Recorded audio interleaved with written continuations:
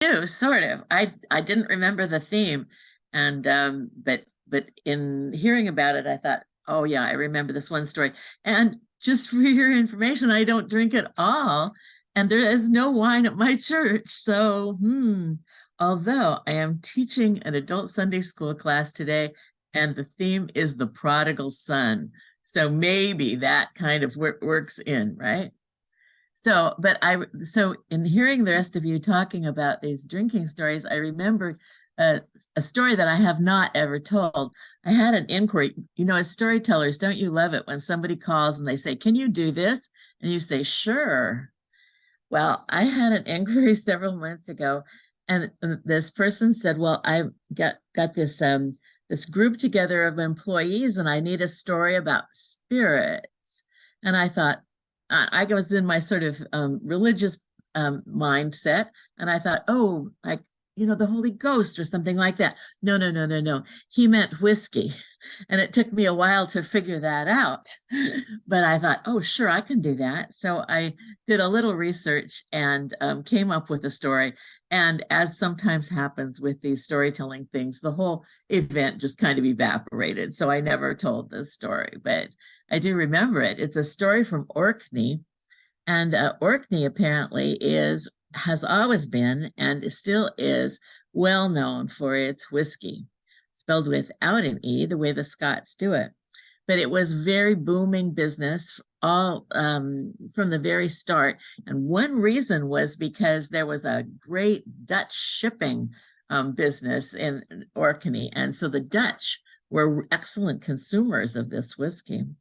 But along with, along with other distilleries, there was one that was started in the 1700s by a man named Magnus Unsen.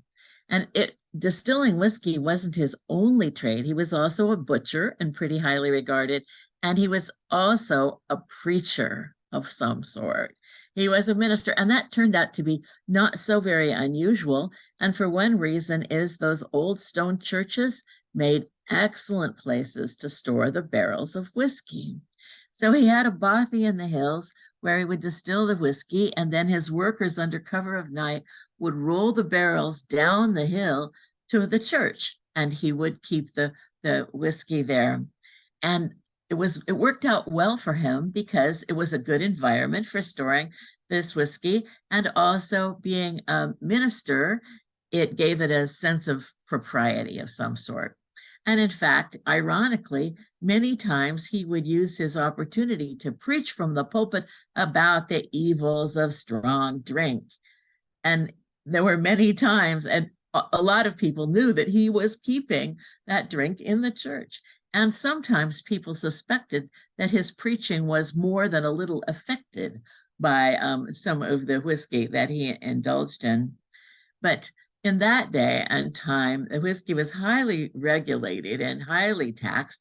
And so it was always a big challenge to avoid being discovered and being taxed or having their whiskey confiscated.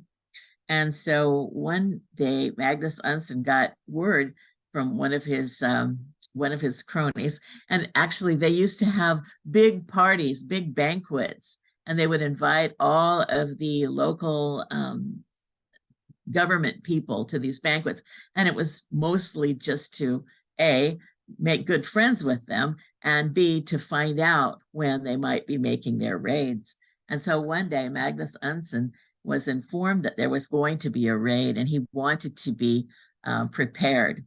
And so he took all the barrels of whiskey, he moved them next door to the manse where they had wakes usually, and he laid them out and covered them with a large cloth. So it just looked like a table.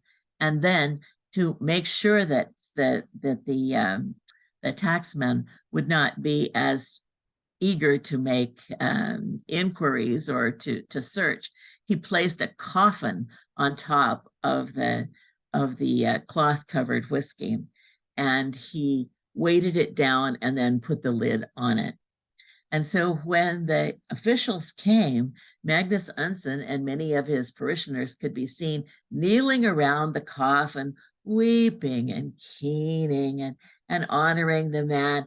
But Magnus Unsen had another extra um, little trick up his sleeve, and that is that when the officials entered to kind of look around and see if there might be something that they needed to investigate, he had arranged for one of his men to whisper that, oh, yes, the dear departed was such a fine, fine man, so tragic that he died, the smallpox.